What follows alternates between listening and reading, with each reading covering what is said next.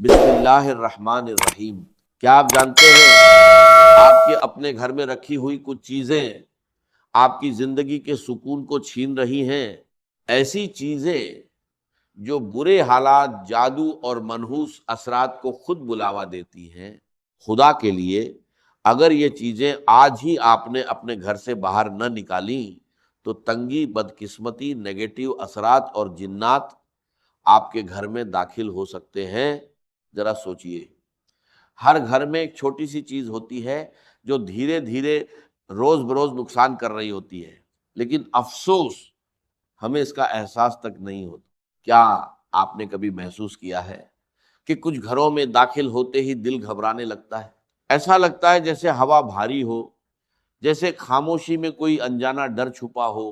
سب کچھ ٹھیک ہوتا ہے، گھر صاف ستھرا، نماز، ذکر، درود اور استغفار کی آوازیں، لیکن پھر بھی سکون کہیں گم ہو جاتا ہے۔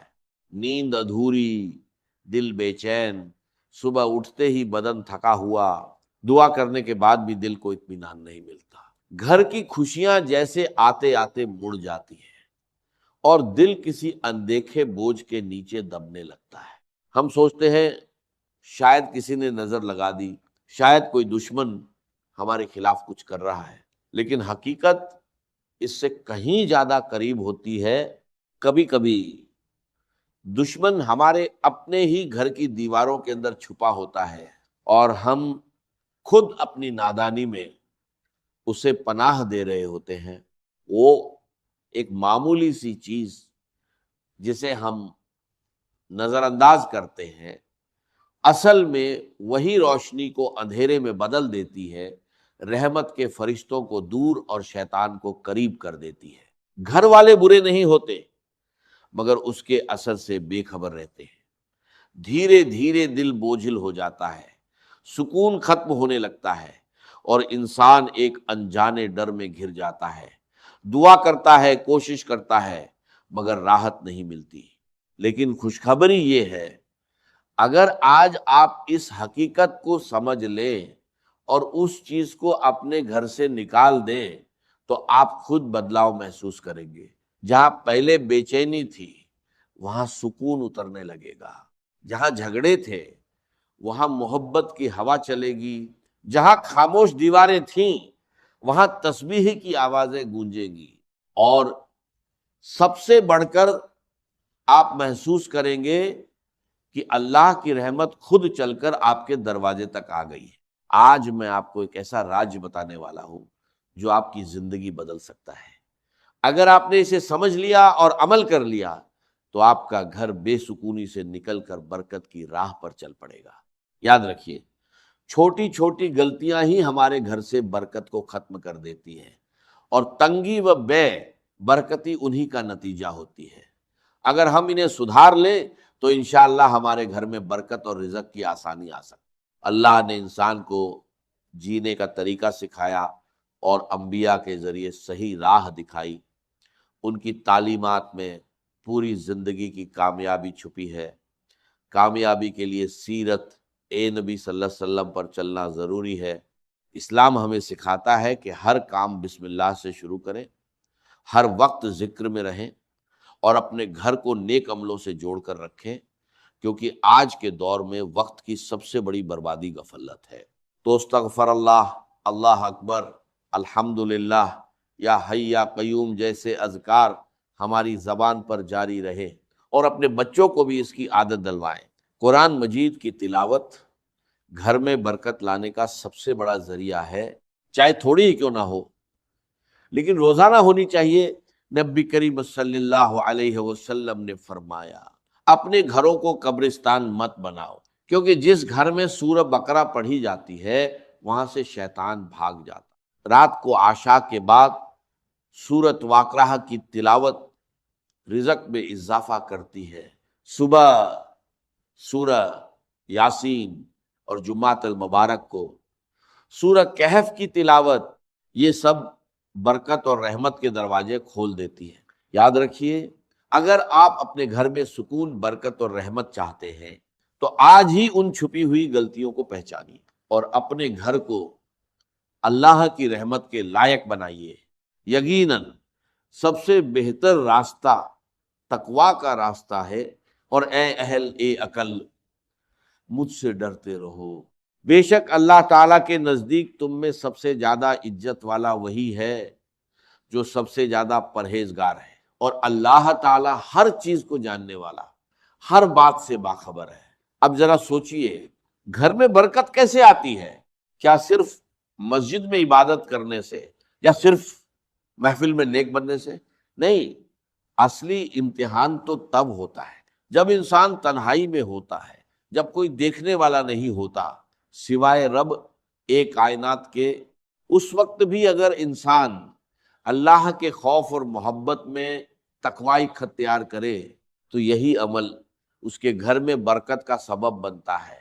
اپنی بیوی، اپنے بچوں، والدین، بہن بھائیوں کے ساتھ حسن سلوک صرف اللہ کی رضا کے لیے کرنا، یہ وہ عمل ہے جس کا اثر سیدھے گھر کے سکون پر پڑتا ہے۔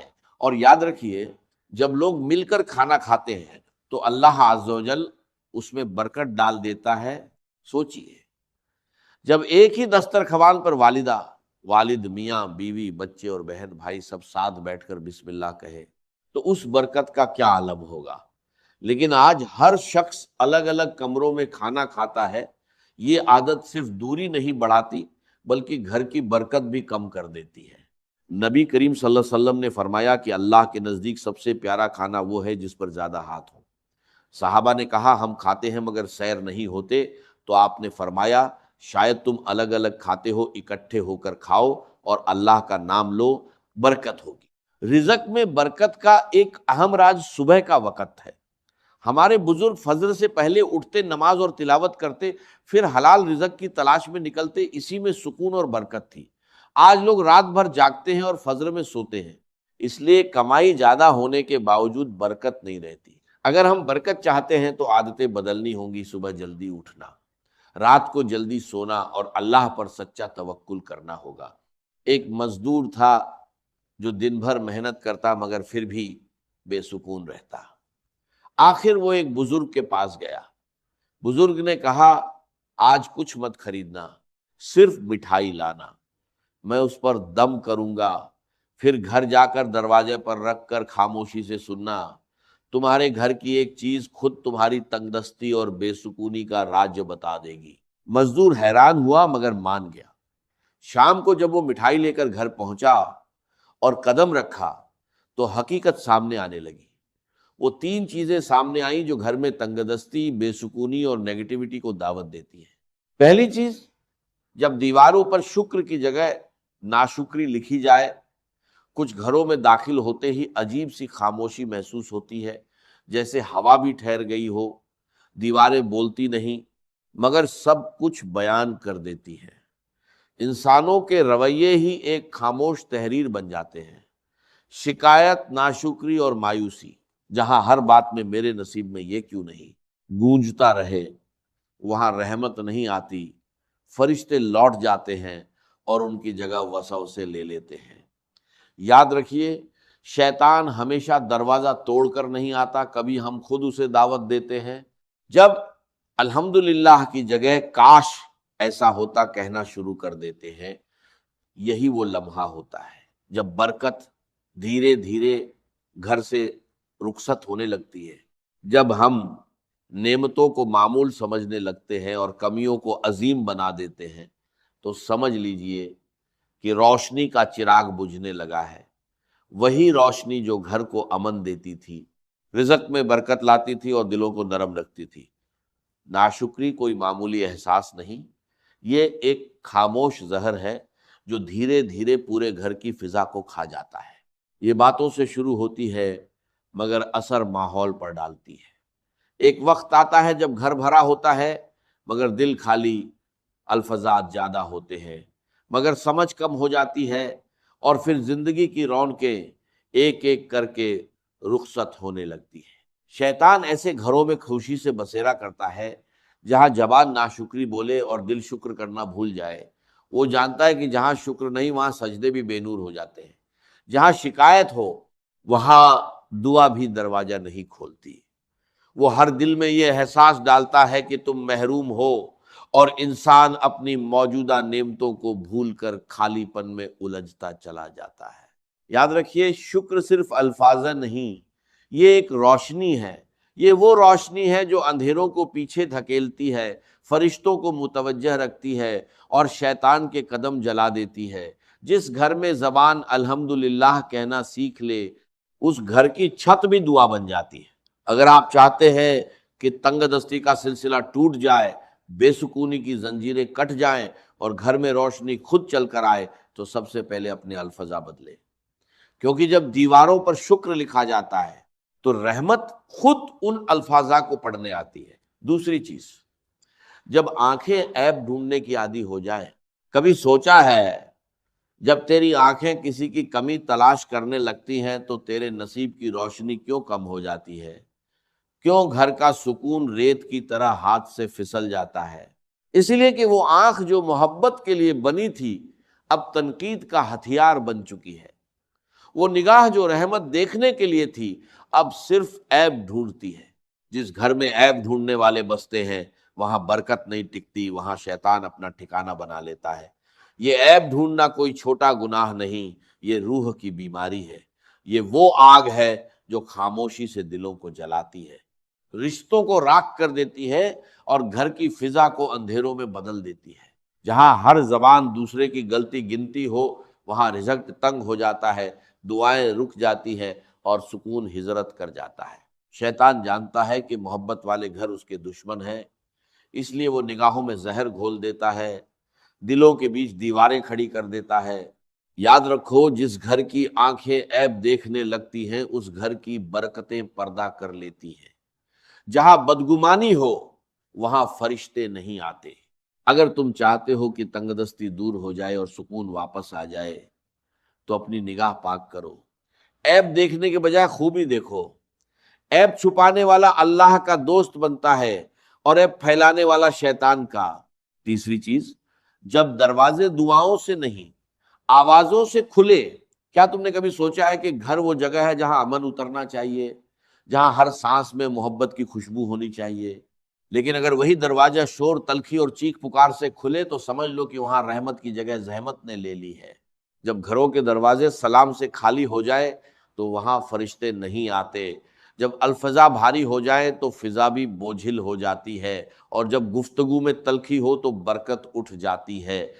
گھر کا شور صرف آوازوں کا نہیں ہوتا، یہ دلوں کے شور سے پیدا ہوتا ہے۔ جب ماں کا دل دکھی ہو، بچوں کے لہجے میں کڑواہٹ ہو، تو یہ شور دھیرے دھیرے پورے گھر کی روشنی کھینچ لیتا ہے۔ پھر وہی گھر جو کبھی سکون کا گہوارہ تھا، بے برکتی کا مرکز بن جاتا ہے۔